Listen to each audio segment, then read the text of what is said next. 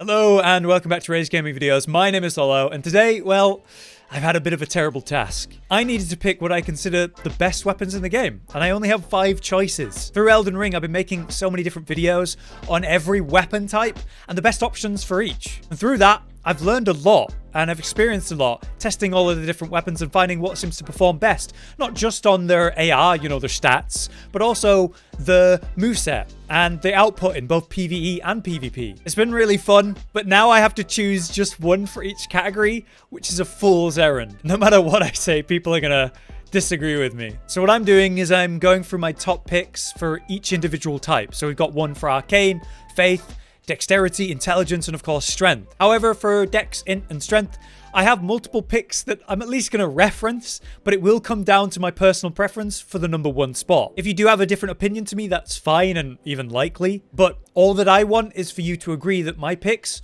are very strong, and I think that's essentially the goal. Let's get started then. For our top pick for your Strength weapon, it is, of course, not the weapon I'm holding right now. This is the Giant's Crusher, right?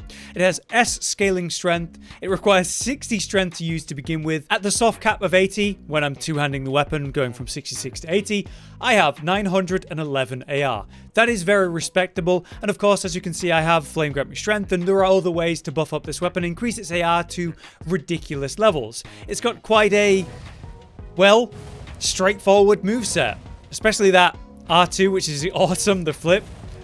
This works incredibly well in PvE and can work in PvP, just like anything can, really. And because it's got high numbers, you're going to do big damage. You can see that I make it work in PvP, and I do have fun using this weapon. I do enjoy this weapon. I do recommend this weapon. But if I really had to say the best strength weapon, it's actually not going to be the one that has the highest numbers. It is actually the 3rd highest. We're of course talking about the Greatsword, the Guts Classic.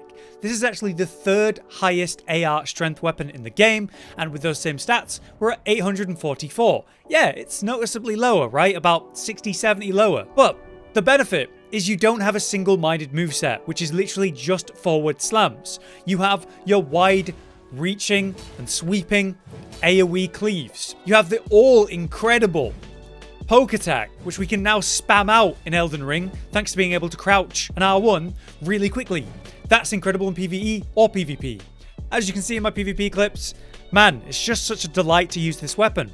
In this footage, I'm using the Giant Hunt Ash of War, which is so good for catching people out and trading and does stupid damage. I can literally one-shot people with it. It's stupid, but there's so many great Ashes of War you can run with this. Whether it's the hammer or this Greatsword, Bloodhound, Step, man, that dash, you get the Poke Attack after it. It's just stupid. So as a strength weapon, it is versatile. It has my favorite moveset from all of the colossal weapons. It is a regular weapon, so we can put any Ash of War in it, so obviously we make it heavy. We can run so many different styles of play with this weapon, thanks to its versatile Ash of War situation. If we buff it up, we're at the 1013 mark using Flame Grant Me Strength. Then you add some Fire Grease into the mix. It's now up to 1115.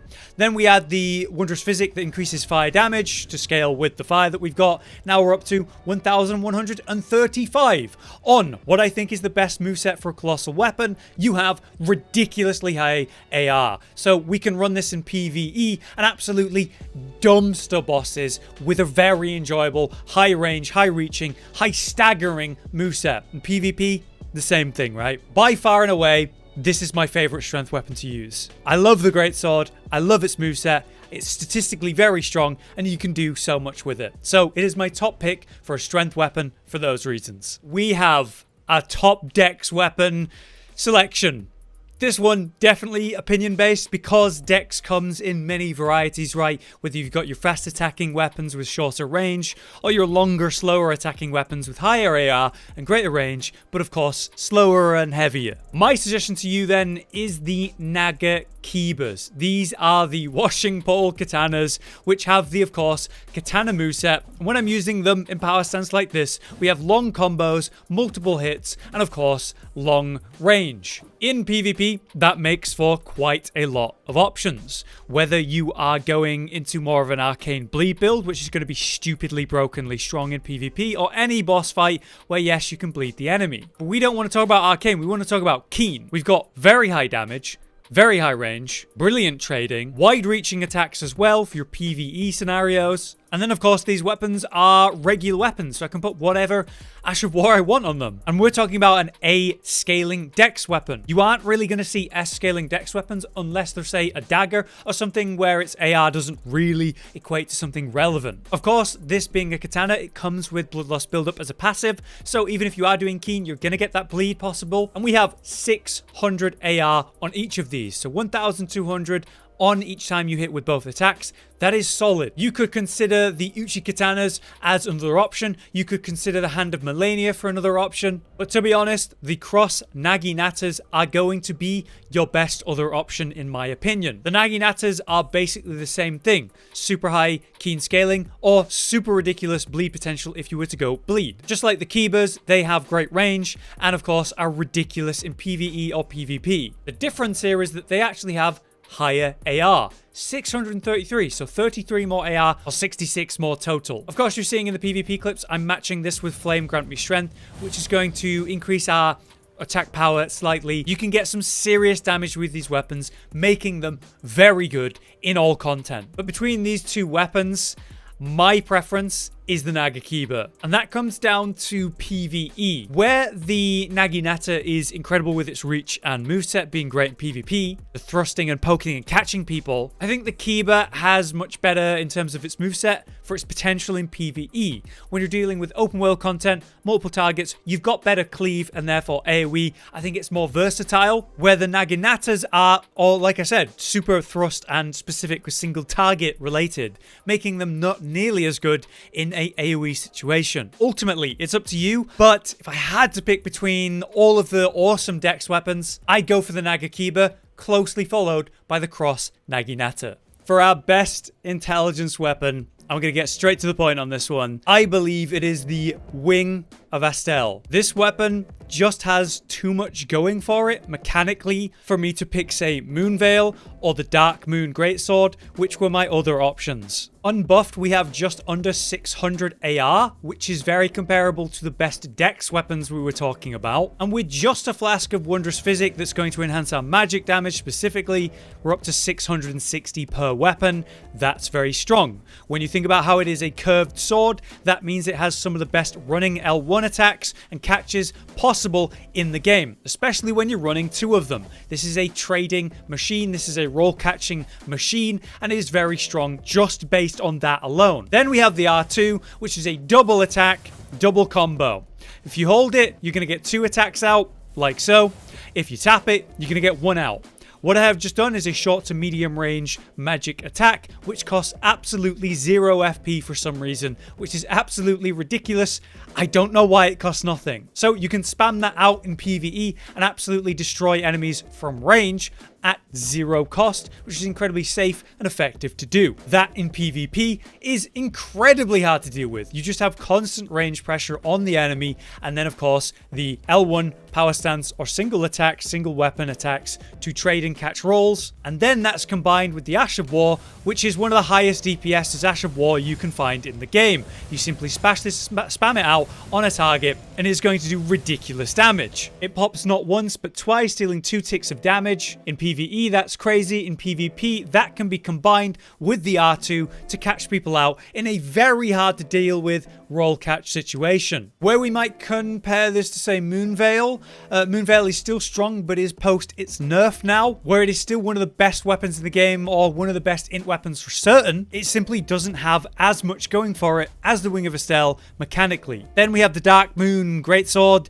which is incredible, super high AR, a ranged strong attack which can stagger bosses and obviously devastate health bars in PvP. It is another incredible option and very hard to pick between that and Wing of Astel. Once again though, Wing of Astel comes out on top mechanically because it has more options, more versatile, and can work in more content. Dark Moon Greatsword is just great at what it does and easily one of the best weapons and int weapons in the game, but it is quite one track. I believe a weapon having more versatility, more options, making for more enjoyable gameplay, stands above a weapon that is a lot more single-minded. I love all of these int weapons I've just mentioned, but for me, Wing of Astel, it's the top pick. Now we get to the big boys for me. The best faith weapon As you can see, I am holding the Blasphemous Blade that comes from RageGamingVideos. This weapon I spoke about a few times because it is just ridiculous.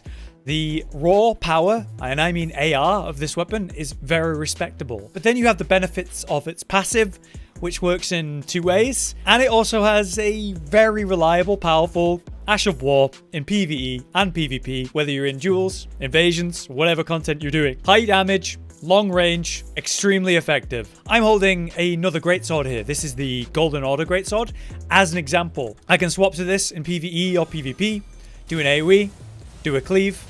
And because it's a greatsword, I can power stance to get the power stance moveset. And because it is a faith scaling weapon, it scales really well with the Blasphemous Blade in unison. But it's far from the only option. There are so many good greatswords and so many good faith greatswords in the game. So for a faith weapon to pick the best one, it was an extremely hard choice. There's just so many good options. I've made 2 videos about it actually. Like, God, there's so many good faith weapons. It is physical and fire with a B scaling with faith that leads to its one-handed 781 AR with the stats I currently have. And then of course, if you buff it with something like Flame Grant Me Strength, you're going to empower not just the physical, but also the fire that it brings, greatly increasing its AR. 937 now. Then we have Wondrous Physic Flask. We can increase our firepower again, and also faith power. We bring it up to 1016, and maybe even double buff with Golden Vow to increase the physical damage.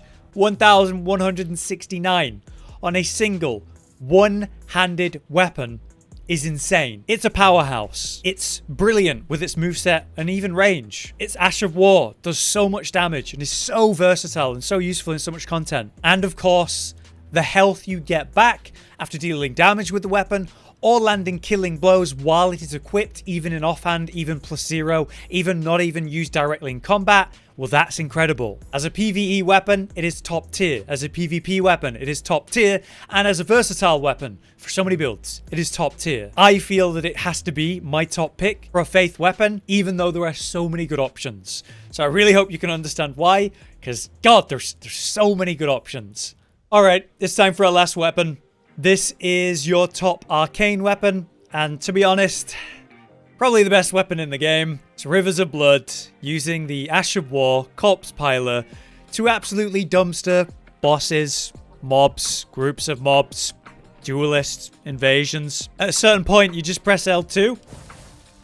You press it multiple times, you get off all these hits. It's crazy range, crazy damage, crazy bleed build-up. It's stupidly strong. It absolutely needs a nerf, and it's definitely the best arcane weapon, if not the best weapon in the game. I made this build in a couple minutes just to do this video, and just did some of the most bland and boring PvP. I feel dirty having done it, but it basically came down to, alright, I've got a katana moveset. It does fine damage. It builds bleed really quick. It's pretty strong. Catch people with rolls. And then eventually I get bored and I press L2 and then I win, right? That's what it comes down to. It really is just like, I have the incredible threat of the most dangerous thing in the game, and it's got stupid range. Eventually I corner you or get you in a situation where you roll caught, and it is just going to burst you down or catch you out or even just clip you for a nice bit of health and obviously a lot of blood build-up. If you aren't aware, Rivers of Blood is also one of the weapons that is in contention for a speedrunner weapon. What speedrunners were doing before they were on their current, well, exploits is running 2 weapons. They would run the Golden Halberd from the Tree Sentinel at the beginning of the game. And then as soon as they reach the area where you can get Rivers of Blood, you know, the mountaintops of the giants, they would respec, get it, and run that until the end of the game. Even against bosses that are obviously bleed immune, like the final bosses, because the Ash of War still does a lot of damage, has a lot of range, combos really well. It's still insanely good. And then in any boss scenario where it is, you know, vulnerable to bleed, which is most of the bosses, it's just ridiculously strong. Don't get me wrong, man. If you like this weapon, it's got a cool design. It's cool as hell. The first time I saw it, I was like, oh my god, I want that. And it's very fun to use. But it's just so stupidly strong with it. It feels so cheesy to run. There's not much else I can say, man. It's crazy good, and I really do hope it sees some sort of fix, nerf, adjustment, whatever you want to call it, in a future patch. But until then, it is definitely one of the strongest, if not the best weapon in the game. At very least, the best arcane weapon. But there you have it. Those are my top picks for each of the weapon types. If you have a different opinion to me, that is completely fine, but try to keep it civil in the comments. Completely fine for you to say, hey, you know, I think this is better, that's better, but these are my top picks. And like I said at the beginning, as long as you agree that my picks are, yeah, they're strong picks, that's all we're going for. It's been very interesting for me to go through all of these different weapons and different weapon types. There are a lot of weapons in this game, and surprisingly, a lot of them are terrible, like unusable, as well as, yeah, loads of great options too. I really hope that we see more balancing changes in the future to address the broken weapons like, yeah, Rivers of Blood, or the literally broken weapons that don't do what they're supposed to do or are statistically just unusable or trash. I want to see more balance changes to breathe more life into the game, and hopefully we'll see that soon. If you have enjoyed the video though, please drop a like to support the channel. But for now, I've been Hollow, you've been you. Thank you very much for watching, and we'll see you next time. Josh, Cotton, and Hollow with the videos, dropping the humor like a hammer on your tippy toes, bringing entertainment on a daily arrangement to take our insanity and turn it into entertainment. Yes, I said entertainment twice, to reiterate that it is nice to look into your faces on a mostly daily basis when you let us in your homes to make the whole world a stage. Goodbye.